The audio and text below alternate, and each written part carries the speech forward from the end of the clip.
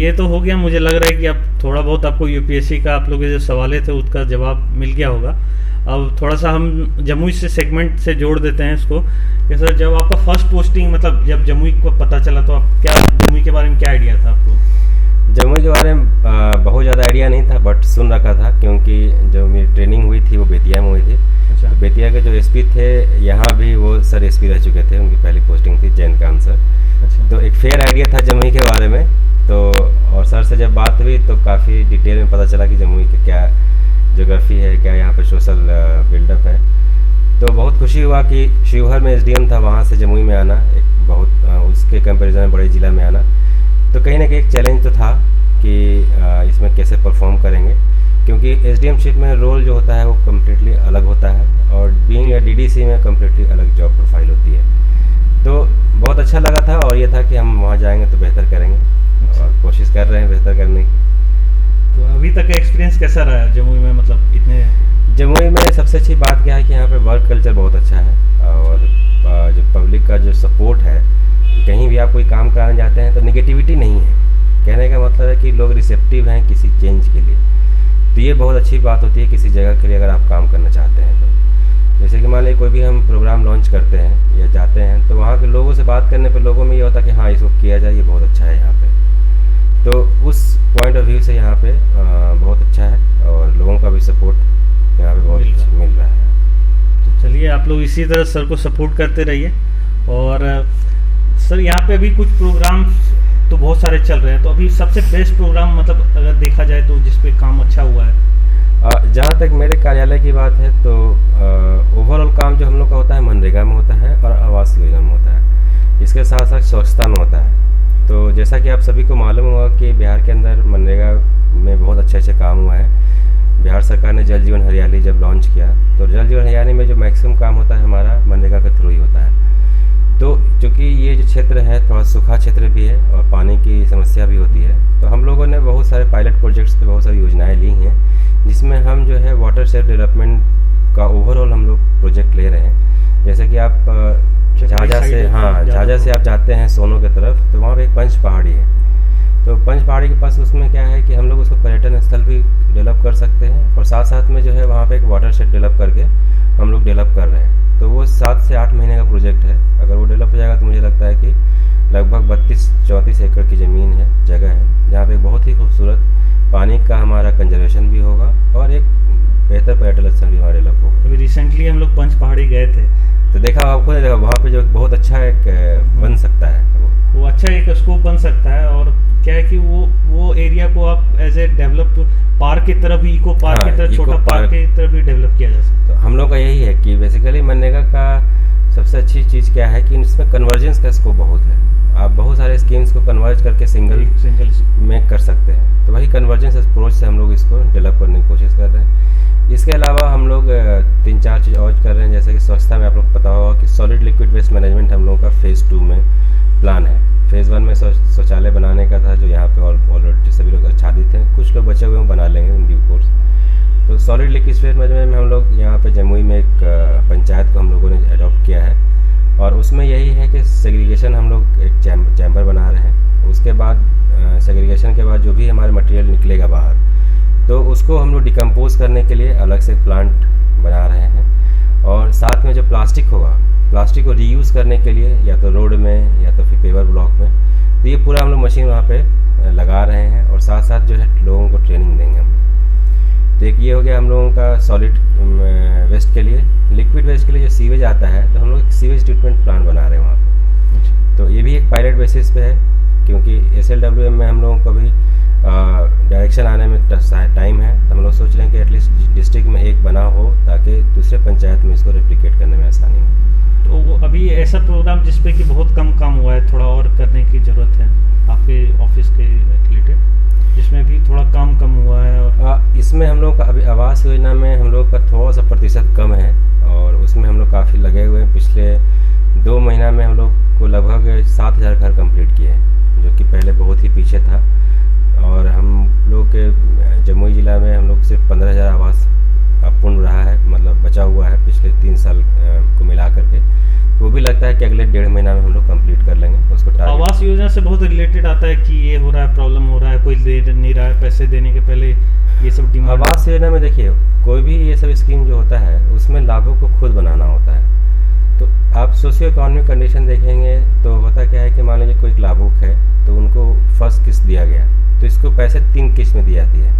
पहला किस्त दिया आपको प्लिंथ लेवल तक बनाना है, दूसरा किस्त अगर आपको फिर से लिंटर लेवल तक बनता है तो दूसरा किस्त मिल जाता है, फिर जो आप लिंटर ढाल देते हैं, ठीक, आपको 3rd किस्त मिलता है। तो ये फेज वाइज मैनर में है। तो होता क्या है कि मान लीजिए लाभुक ने एक स्टेज में बना लिया और काम करने के लिए बाहर चला गया, तब तक वो आवास अपूर्ण रहता है।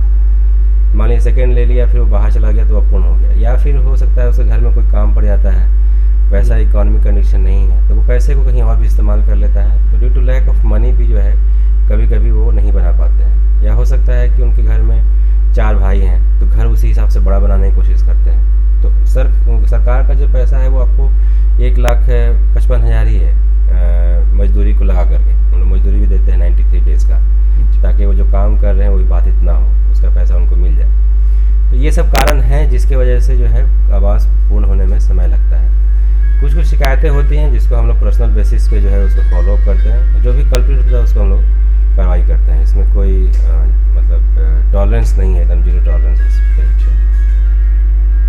तो अभी जो आप लोग यहाँ पे चल रहा है सारा स्कीम, तो आवास योजना को अभी और रफ्तार की जरूरत है, क्योंकि उससे और ये भी कंप्लेन आता है किस्त भी देने में कुछ कोई डिमांड कर रहा है या कुछ इस टाइप की भी प्रॉब्लम आती है। उसमें हम लोगों ने यहाँ पे अपना डिस्ट्रिक्ट लेवल पे निगरानी दल भी बना रखा है। तो कोई भी ऐसी शिकायत आती है तो यहीं से टीम जाती है, मूव करती है और उसको जांच करके आती है। तो पिछले 3-4 महीनों में हम लोगों ने कम से कम 4 लोगों पे 4 आवास सहायक पे FIR भी दर्ज किया है, और बहुत सारे वीडियो से लोगों से हम लोगों ने वो भी किया है, शोकॉज भी किया है। तो कहने का मतलब है कि ये सब जो हम लोग की तरफ से जो कमी है उस पर कोई टॉलरेंस नहीं है।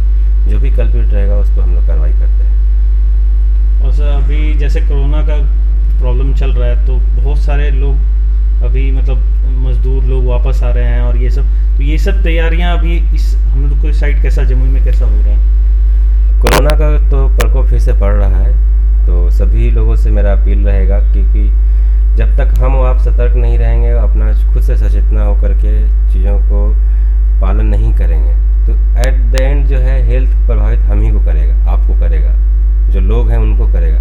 और एक बार ये हो जाने के बाद समझ में आता है कि कितना खतरनाक बीमारी है। जब तक नहीं होता है तो हम लोग सोचते हैं यार कुछ नहीं होता है। तो हमें लगता है कि एक मास्क लगाना बहुत बड़ी समस्या नहीं है। आप अगर मास्क लगाते हैं तो आपका 50 से 60% वहीं पे बचाव हो जाता है। तो जहाँ तक हमारे जमुई का जो सेकेंड वेव है, तो जमुई में अभी तक बहुत सारे केसेस नहीं आए हैं। हम लोग लोएस्ट है पूरे बिहार में, तो ये बहुत अच्छा सिग्नल है सारे जमुई वासियों के लिए। और इसमें जहाँ तक प्रिपरेशन की बात है, तो जैसा कि लास्ट ईयर हम लोगों ने प्रिपेयर किया था वो सब चीज़ इन प्लेस है।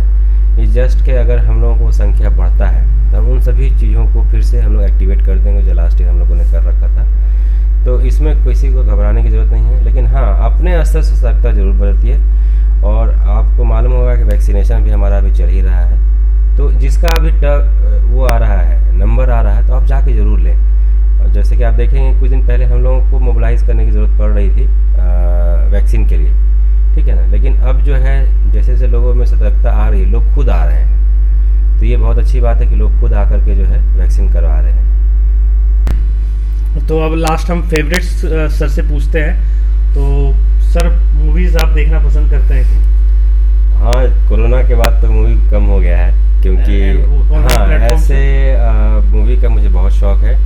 जब मैं तैयारी भी करता था या उस कॉलेज में भी था तो बहुत मूवी देखता था, और मैं याद था कि मैं मूवी हॉल में जाकर देखता हूँ, क्योंकि इट जस्ट वो एक मूवी देखना नहीं है, बल्कि आपके लिए क्वालिटी टाइम आपको मिल पाता है, ताकि जो कर रहे हैं उससे आप हट करके चीज़ों को थोड़ा सा फ्रेशनेस होता है। तो मूवी को मुझे पसंद है। फेवरेट मूवी तैयारी से पहले तो वही आप जानते हैं जो मोटिवेटिंग होता है मूवी, वही सब देखते हैं।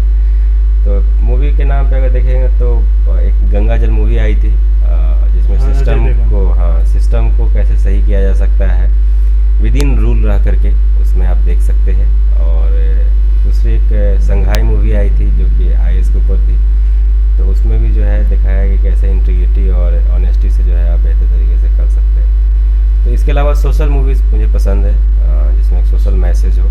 स्वदेश हो गया, आर्टिकल 15 हो गया, ये सब मूवीज़ मुझे पसंद है और मैं देखता भी हूँ। और गाने वाने का सिंगर कोई नहीं, गाने का सुनने का है, स्लो म्यूजिक सुनने का है, गज़ल सुनता हूँ मैं। गाने का शौक़ नहीं है क्योंकि आवाज़ अच्छी नहीं है बट ये है कि हाँ, गाने सुनता हूँ मैं। जब भी लीजर होता है संडे वनडे को तो गाने सुनता हूँ। और मतलब फेवरेट पास टाइम क्या रहता है? जैसे खाली बैठे हुए हैं अगर आरिफ सर, तो क्या करेंगे? एक्चुअली पास टाइम तो नहीं बोलेंगे, हाँ हॉबी है मेरे खेलने की। क्योंकि आप ये देखेंगे कि वर्क में या इन जनरल कोई भी आप वो काम कर रहे हैं, चाहे प्राइवेट जॉब कर रहे हैं, गवर्नमेंट जॉब कर रहे हैं, तो हम अपने लिए समय नहीं निकाल पाते हैं। तो ये सभी से आप लोगों से, या जो भी बच्चे हैं या यंग एज ग्रुप के भी हैं, तो आप कुछ ना कुछ गेम जरूर खेलें। एटलीस्ट गेम अगर नहीं खेल पा रहे हैं तो रनिंग जरूर करें। तो उससे क्या होता है कि आपका स्वास्थ्य जो है सही रहता है और आपके अंदर एक फ्रेशनेस रहता है। तो कोई भी सिचुएशन में हो, आपको मान लगता है कि 8 बजे तक काम कर रहे हैं, बट 8 से 10 आप कर सकते हैं रात में, कोई इशू नहीं है। मुझे याद है कि एक्टिव रहना बहुत ज़रूरी है। मैं जब प्रोबेशन में था तो उस समय कभी कभी 9 बज जाते थे, तो 9 बजे बाद आने के बाद ही मैं खेलने जाता था। तो इसका ये कहने का मतलब ये है कि आप खेलिए ज़रूर। आपका स्वास्थ्य सबसे इम्पोर्टेंट है। स्वास्थ्य रहेगा तो आप अपने फैमिली को भी अच्छे से रख पाइएगा और आपका जो प्रोफेशनल काम है उसको भी आप बेहतर तरीके से कर पाएंगे। तो कोई फेवरेट गेम? खेलने को तो मैं क्रिकेट खेलता हूँ, बट चूँकि उसमें काफ़ी प्लेयर्स चाहिए और ये चाहिए, तो इसके बाद मुझे बैडमिंटन अच्छा लगता है। बैडमिंटन में खेलता हूँ, यहाँ भी जम्मू में बैडमिंटन खेलता हूँ। तो इससे है कि 1-1.5 घंटा जो है आपको अच्छा एक्सरसाइज हो जाता है और बॉडी जो है फिट रहता है इसके लिए। तो जब आरिफ सर अपने लिए टाइम निकाल सकते हैं तो आप लोग तो ज़रूर निकाल सकते हैं। ये बोलते हुए मैं बोलूँगा आप लोग भी स्पोर्ट्स ज़रूर खेलिए। और सर से लास्ट जो पूछना है कि डिश कौन सा पसंद है? डिश में सारे तरह का पसंद है, ऐसा कोई ये नहीं है।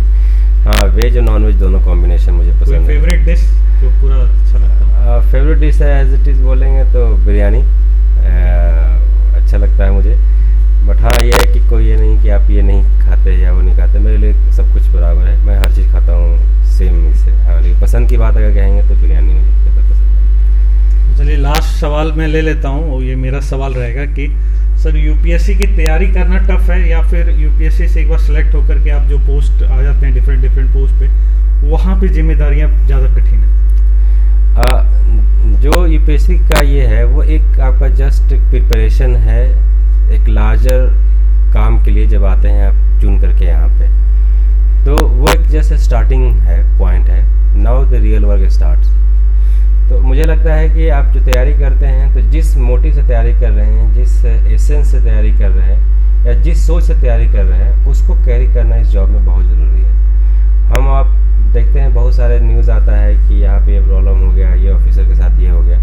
तो कहीं ना कहीं जो आपका मूलभूत या जो बेसिक सोच था तैयारी के पीछे, वो कहीं ना कहीं हम भूल जाते हैं। तो हमको लगता है कि जब जॉब करते हैं तो वो ज़्यादा चैलेंजिंग है, क्योंकि आपके पास डे टू डे जो है बहुत सारे नए प्रॉब्लम्स आते हैं, नए सिचुएशंस आते हैं और आपसे जो है बहुत सारे लोगों की उम्मीदें जुड़ी होती है। तो उन उम्मीदों पे खड़ा होना, उसके लिए मेहनत करना और उसको सॉल्व करना, ये ज़्यादा चैलेंजिंग है देन प्रिपरेशन में।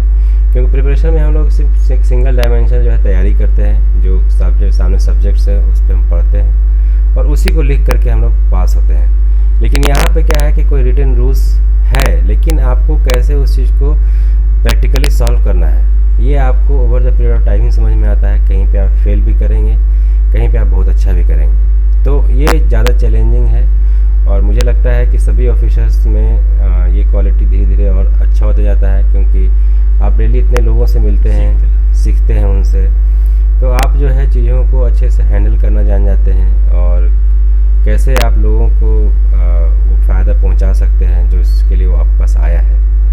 तो मुझे लगता है कि